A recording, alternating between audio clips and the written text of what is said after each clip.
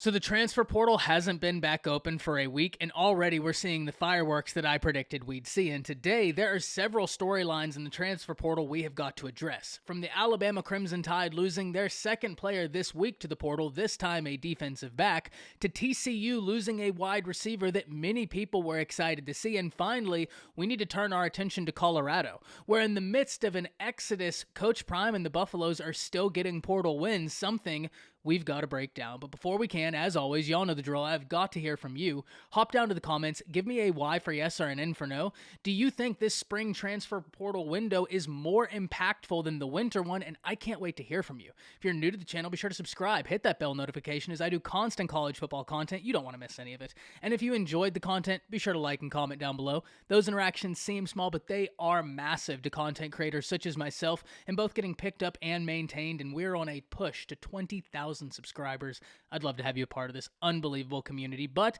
having said all that, let's jump right into this. And we are going to start in Tuscaloosa, where the Crimson Tide have had their second player test the transfer portal since it opened on Saturday, this time defensive back Jaquez Robinson. And Robinson is an individual that's seen some game action for Alabama. And he was a member of that 2020 class where he was a 4-star out the state of Florida. And specifically, if we want to get really into this, he was rated as the number 296 prospect in the nation, the number 21 cornerback, and the number 50 player in the state of Florida.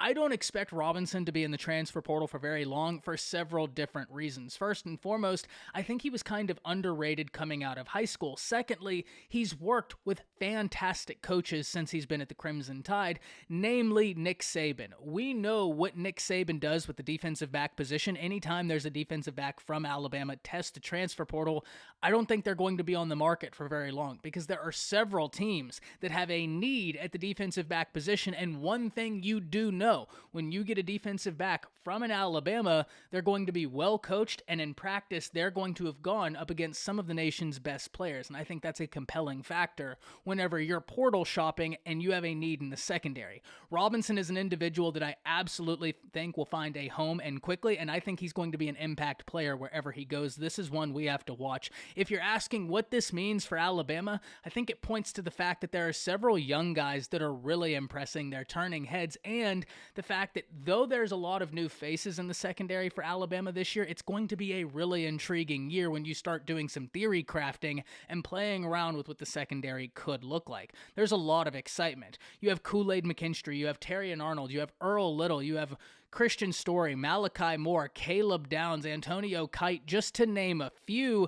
There's a lot of excitement around this Alabama secondary, and that being said, I don't think Robinson's going to be in the transfer portal long. He's a very talented prospect. Somebody's going to come grab him. But now, we need to turn our attention from the SEC to the Big 12, where TCU is coming off of a huge year, and they're trying to build upon it. And there's a lot that they're going to have to replace, but they're trying to use that hype to get them through the offseason. And today, we need to talk about a player entering the transfer portal that they really wish they would have kept, and that's former 4-star wide receiver Jordan Hudson, who coming out of high school was a top 100 prospect in all of high school football, coming in specifically as the number 92 player in the nation, the number 15 wide receiver, and the number 17 player in the state of Texas. And Jordan Hudson was a massive win for TCU. Whenever he got there, many people in the North Texas area took note because he was such a high-valued prospect that went to TCU over several other institutions that typically you would see these top 100 prospects go to.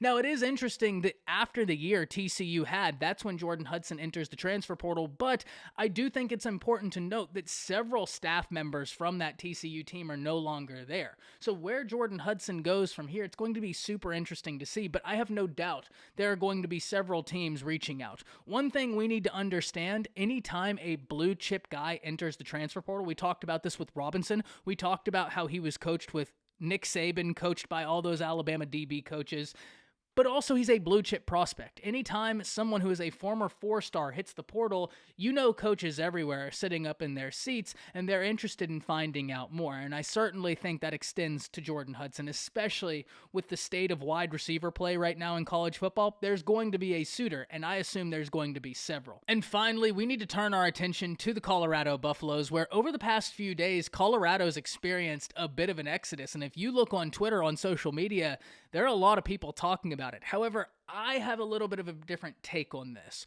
One thing we need to realize, Coach Prime is inheriting a 1-11 team. This was not a team that he walked through the door and they were ready to go win now. With the existence of the transfer portal, he can try and change that. He can try and go get guys that are better fits, that are better players, and it's an unfortunate reality in college football. But at the end of the day, Coach Prime's job is to win football games and develop players. He needs to put himself and the guys on his team in the best possible situations to both win games and be developed. And unfortunately, there are some uncomfortable conversations that are going to happen. So I'm not surprised to see there be several pieces moving on from Colorado. If we remember when Coach Prime got there, he was very forthright that there's going to be a lot of change happening here, and you're either down with it or you're not.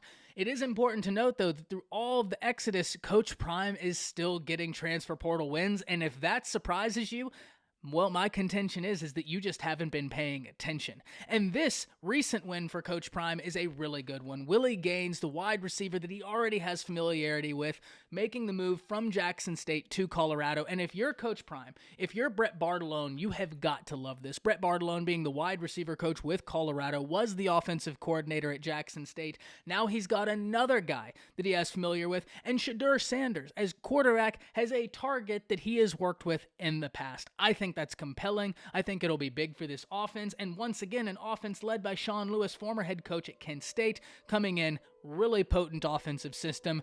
I'm very intrigued for this Colorado spring game. There are going to be a lot of visitors. We're going to be talking about it on Friday. You don't want to miss that, not only in a video, in the live stream. We have a lot of conversations we need to get to around the transfer portal, around spring games, and such little time to get to them, but I can't wait to hear from all of you in regards to the transfer portal and what you're excited for in the coming days in college football news. That's it. See ya.